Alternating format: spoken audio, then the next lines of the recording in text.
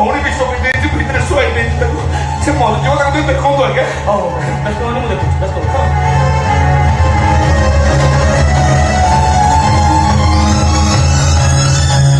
ହେ ଜଗନ୍ନାଥ ତତେ ମୁଁ କେବେ କିଛି ମାଗିନି ରେ କାଳିଆ କେବେ କିଛି ମାଗିନି ମୁଁ ଶୁଣିଛି କପାଳ ମୋଚନ ଶିବଙ୍କ ହାତରୁ ବ୍ରହ୍ମାଙ୍କ କପାଳକୁ ଛଡେଇ ନେଇ ତମେ ବ୍ରହ୍ମାଙ୍କୁ ଉଦ୍ଧାର କରିଛ ରୋହିଣୀ କୁଣ୍ଡରୁ କାଉକୁ ଉଦ୍ଧାର କରି ତାକୁ ଚତୁର୍ଭୁଜ କରିଛ ପ୍ରଭୁ ବନ୍ଧୁ ମହାନ୍ତିଠୁ ପେଚ ପିଇ ତାକୁ ସୁନା ଥାଳି ଦେଇଛ ମୁଁ ତମକୁ ଜୀବନରେ କେବେ କିଛି ମାଗିନି କାଳିଆ ଶାନ୍ତ ଆଜି ହାତ ଯୋଡି ନେହରା ହେଇ ଭିକ ମାଗୁଛି ମୋ ଭଉଣୀ ଯମୁନାକୁ ମତେ ଦେଇଦିଅ ମୋ ଯମୁନାକୁ ମତେ ଫେରେଇ ଦିଅ। ଯମୁନା କିଏ ଯମୁନା କୋଉ ଯମୁନା? ମୋ ଭଉଣୀ ଯମୁନା ବିଷ ହୋଇ ଦେଇଛି। କିନ୍ତୁ ବାବୁ ଡାକ୍ତର ବାବୁ ତ କହୁଥିଲେ ମୋ ଶାଢୀ ବିଷ ପିଇ ଦେଇଛି। ଯିଏ ଶାଢୀ ସିଏ ଯମୁନା। କଣ କହିଲ ତା ନାଁ ଯମୁନା? ତମରି ଭାଇ ତାର ଯେ ଅବସ୍ଥା ତମେ ତ ସେଇଆ ଚାହୁଁଥିଲ ନା ତମ ପଛ ସ୍ତ୍ରୀ ଭିତରେ ପଡି ଆମ ଭାଇ ଭଉଣୀ ଦିଟାକୁ ମାରିଦେବାକୁ ପ୍ଲାନ୍ କରିଥିଲ ନା? ତୁ ଆଗ କହ ତୁ କିଏ ଆଉ ସେ ଯମୁନା କିଏ? ମୁଁ ତମରି ପୁଅ ଦେବ ଆଉ ସିଏ ମୋ ଭଉଣୀ ଯମୁନା।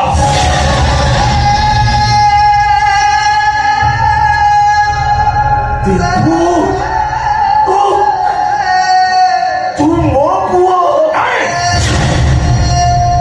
ମୁଁ ତମ ପୁଅ ନୁହଁ ମୁଁ ଯଦି ତମ ପୁଅ ହେଇଥାନ୍ତି ତାହେଲେ ତମେ କଣ ମୋ ତୁ ବାପାଙ୍କୁ ଭୁଲ ବୁଝୁଛୁ।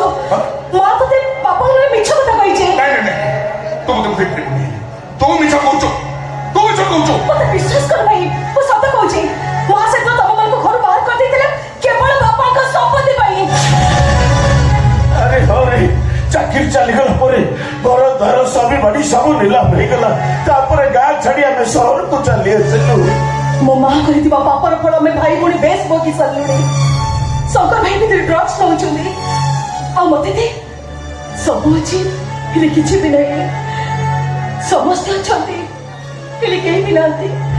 ଆଉ ଗୋଟେ କଥା ଜାଣିଛୁ ଭାଇ ବାପା ଯେତେବେଳେ ସବୁ କଥା ଜାଣିଲେ ମୋ ବୋଉକୁ ଯାହା ସବୁ କରିକି ଆସିଛନ୍ତି ଆମେ ଘରେ ଯାଇ ପହଞ୍ଚିଲା ବେଳକୁ ସେ ହୁଏତ ବଞ୍ଚିଥିବ କି ନାହିଁ ସନ୍ଦେହ। ମା ମରିଯିବା ଭଲ।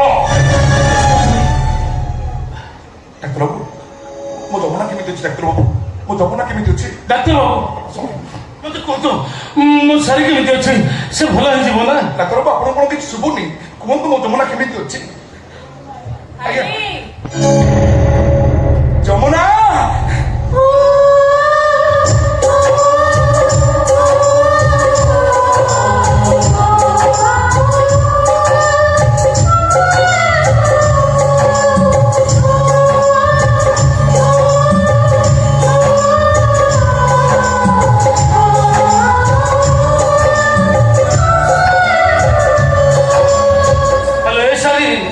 ଏତେ ବଡ ସ୍ୱାର୍ଥ ପରନ୍ତୁ ଏତେ ବଡ ବେଇମାନ ଏମିତି ଗୋଟେ ନିଷ୍ପତ୍ତି ନେବା ଆଗରୁ ଥରୁଟି ତୁ ସାନ ଭାଇ କଥା ତୋର ମନେ ପଡିଲା?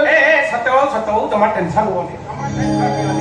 ଆରେ ତମ ଟେନସନ କମେଇବା ପାଇଁ ଆମ ବାବୁ ମାନେ ମାଲିକ ତମ ପାଇଁ ସବୁ ପ୍ରକାର ବ୍ୟବସ୍ଥା କରିଦେଇଛନ୍ତି। ଗୋଟିଏ ଭୋଜିରେ ଦିଟା ବୋଉଙ୍କର ଗୃହ ପ୍ରବେଶ ତା କଥା କହିକି ସାରି ଯିବ ଡାକ୍ତରଙ୍କ ରୁମକୁ ଆଉ ନୀଳିମା ଯିବ ସତ୍ୟବାବୁଙ୍କ ଘରକୁ।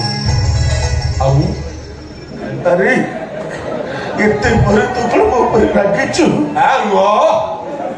ବହୁ ଇମୋସନାଲ ଡାଇଲଗ ମାରୁଛୁ ରଖ ତମ ଇମୋସନାଲ ଡାଇଲଗ ତମ ପାଖରେ। ମୁଁ ଭିଲିଆନ ଆର୍ଟିଷ୍ଟ ମତେ ଆଣି ଏଠି କନ୍ଦେଇକି ଗୋଟେ କାନ୍ଦୁରା ହିରୋ କଲୁ।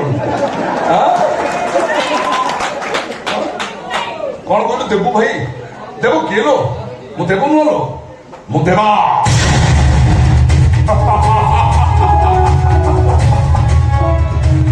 ସବୁଆଡେ ଦୁର୍ଯ୍ୟୋଧନ ଶକୁନିର ଚାଲ